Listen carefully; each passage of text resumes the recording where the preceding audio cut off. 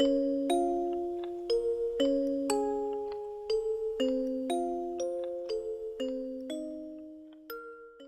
pale giant stands in hell. His legs sprout like tree trunks from icy water. His body is a broken eggshell, cracked open to reveal a tavern scene inside, sinners drinking at tables where his organs should be. The face looking back belongs to the artist himself. Hieronymus Bosch painted his own portrait in damnation. The most fanatically Catholic king in European history kept this painting in his bedroom. He used it to fight temptation. 4 centuries later, the same images appeared on psychedelic album covers celebrating liberation. One painting, 2 opposite meanings. Both claimed it validated their worldview. Something about this triptych defies interpretation, and hidden in the first panel, in paradise itself, there's evidence that might explain why. 3 oak panels unfold like evidence at a crime scene. The left shows Eden at the moment of creation. The center explodes into a garden filled with naked figures, giant strawberries and glass spheres. The right descends into hell, torture devices, musical instruments used as weapons, and at the center of it all, that hollow tree man watching. The artist was Hieronymus Bosch, a highly respected, wealthy burgher from Hertogenbosch. He was a member of the illustrious Brotherhood of Our Lady, an elite Catholic confraternity. How does a conservative Catholic paint the most profane images in religious art history?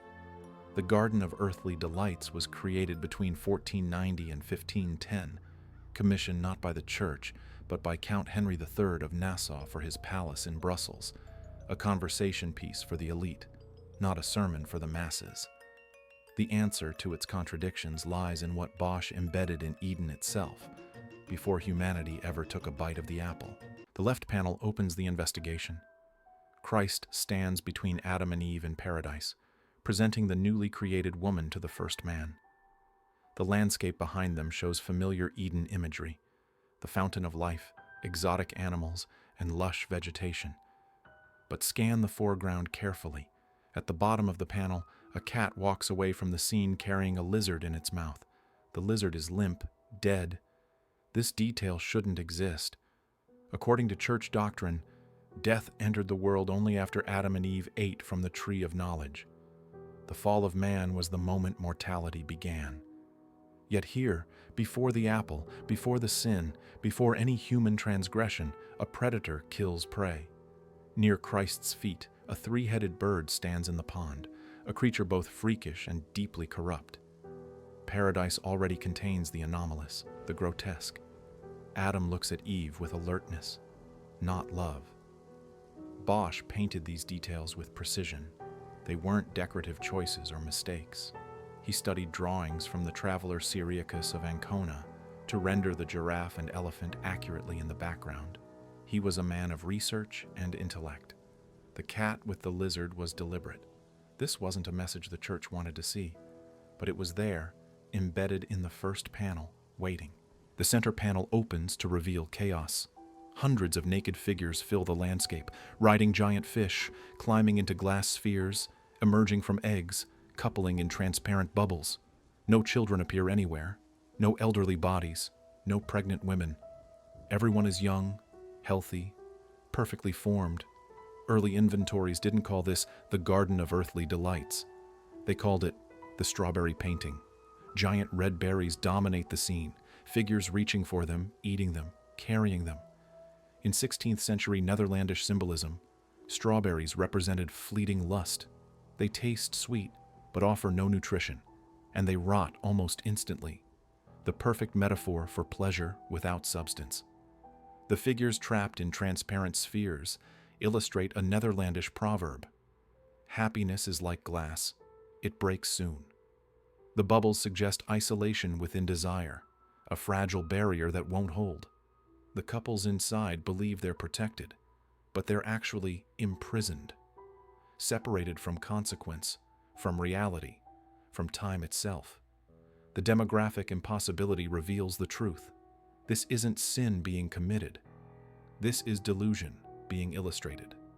A false paradise, where biological laws don't apply, where pleasure cycles endlessly without pregnancy, without aging, without death. The strawberries never run out. The bubbles never pop. The bodies never decay. Bosch didn't paint humanity at its worst.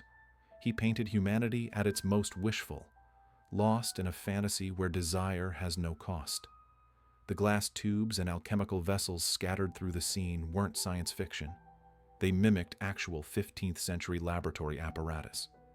In Bosch's Netherlands, alchemy and theology blurred together. Alchemists sought to distill base materials into purity, to separate essence from corruption, to transmute the imperfect into the perfect. Bosch reversed the process. He showed human nature distilled into its purest desire, separated from consequence, and revealed it as hollow. The apparatus doesn't purify, it just concentrates the delusion. Hell operates on inversion. A bird-headed creature sits on a high chair like a throne, but the chair is a toilet. The creature swallows humans whole, then excretes them into a cesspit below. Eating and defecating, the ultimate reduction of human bodies to waste. Across the panel, a figure lies flat on his back. A demon leans over him, reading sheet music. The notation is written directly on the sinner's buttocks. This detail seemed like a grotesque absurdity for centuries until 2015, when a university student transcribed the notes. They formed real, playable music. The melody is chaotic, deliberately unpleasant. Bosch didn't just paint Hell's soundtrack, he composed it. In medieval theology, church music was sacred, a direct connection to divine order. Secular music, particularly music associated with taverns and physical pleasure, represented spiritual danger. Bosch inverted the sacred completely. He placed musical notation on the part of the body associated with waste and humiliation and had a demon perform it. The butt music isn't random vulgarity. It's calculated theological provocation. A pig dressed in a nun's habit embraces a man, pressing indulgences and wills toward him. The anti-clerical satire is virulent. Bosch accused the clergy of corruption so fundamental that even in hell, they continue extracting profit from damnation itself. Hell's torture devices systematically invert the pleasures shown in the center panel. Musical instruments become weapons. A pair of ears with a knife between them stalks through the darkness, listening itself turned predatory. A knight is being devoured by dogs while other sinners look on. The tree man anchors it all. His hollow body contains the tavern. Secular pleasure emptied the self. His melancholic face watches from the ruins of what used to be human. Bosch placed himself here among the damned, hollowed out and aware. The Netherlands in the early 1500s was apocalyptic. The year 1500 had just passed. Many believed the end times were imminent. The Devotio Moderna movement emphasized intense personal spiritual meditation and self-examination. The Inquisition hunted heresy with brutal efficiency. Art that challenged church doctrine was destroyed. The Garden of Earthly Delights contains explicit nudity, possible sodomy, a flower inserted into a rectum in the center panel, predation in Eden that contradicts doctrine, and savage anti-clerical satire. How did it survive? The painting functions as a Rorschach test. Philip II of Spain acquired it decades after Bosch's death and kept it in his private chambers at El Escorial. He was the most Catholic monarch in Europe, a man who funded the Inquisition, who saw Protestant reformers as existential threats, who built his palace as a monument to counter-Reformation orthodoxy. He looked at the center panel and saw temptation to be resisted. The naked figures represented sin's seductive danger. Hell was the inevitable consequence. The painting reinforced his need for spiritual discipline. He meditated on it daily, using Bosch's nightmare as armor against his own desires. To a potential heretic in the 1500s, the same center panel could read as utopia, humanity freed from artificial constraints, living in natural joy before organized religion punished them with the manufactured hell of the right panel. To 20th century surrealists, the images represented the subconscious mind freed from rational control. To the 1960s counterculture, they represented psychedelic liberation from societal norms. The visual evidence stayed constant. The interpretation revealed the viewer's framework. The painting survived because its ambiguity protected it. Everyone saw what they needed to see. The cat with the lizard carries theological weight. If death existed before the fall, then corruption didn't enter through human sin. It was built into creation from the start. This challenges the fundamental structure of the original sin doctrine. Medieval church teaching held that Adam's choice introduced death and suffering into a perfect world. Humanity inherited guilt from that original transgression.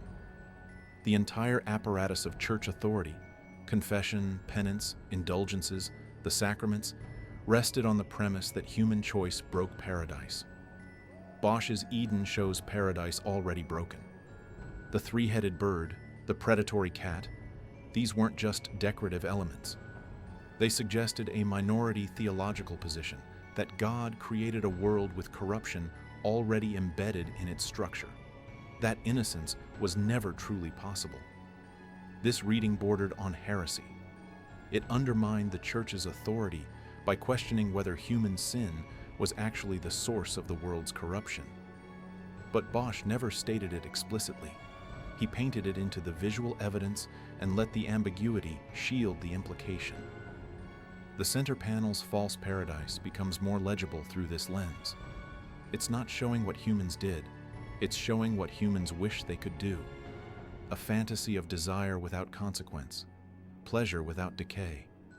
The strawberries that never rot, the bodies that never age, the bubbles that never burst. Humanity dreams of returning to innocence, but Bosch suggests innocence never existed in the first place. Hell punishes not the sin itself, but the delusion. The torture devices target the gap between fantasy and reality. The tree man's hollow body represents the self emptied by living in wishful thinking, rather than accepting the world as it was made, corrupt from the beginning. The tavern inside his chest suggests he knows this truth and has resigned himself to it, watching others still trapped in the center panel's dream. The tree man's melancholy suggests Bosch didn't know his own answer. His body is hollow, his face watches without certainty. He placed himself inside the crime scene as evidence, not as a detective. The most likely interpretation, based on visual forensics. Bosch questioned whether paradise was ever innocent. He embedded that question in Eden's predatory cat, developed it through the center panel's demographic impossibility, and concluded with hell's systematic inversions.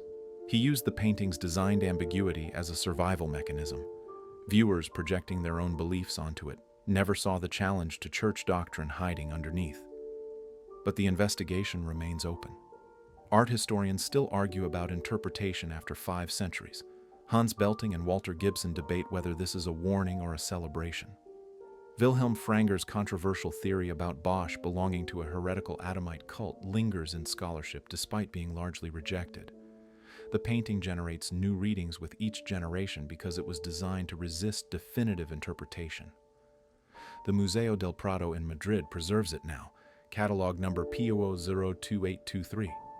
Visitors stand before the triptych trying to decode the symbols, trace the narratives, and understand the message. The cat still walks away with the lizard. The tree man still watches. The strawberries still promise sweetness that rots. Each viewer brings their own framework, and the painting reflects it. Bosch built a mirror, not a message. The painting reveals more about the viewer than about what it actually means. Philip II saw spiritual danger. Hippies saw liberation. The images stay fixed on oak panels while interpretations shift with the centuries. The tree man's hollow gaze might be asking, did I paint what I believed or what I feared? Did I warn against sin or mourn the impossibility of innocence? The answer changes depending on who's looking. The investigation continues. The evidence remains on the oak panels. Paradise was already broken when the first brushstroke touched the wood. The cat proved it. Everything else was just watching it unfold.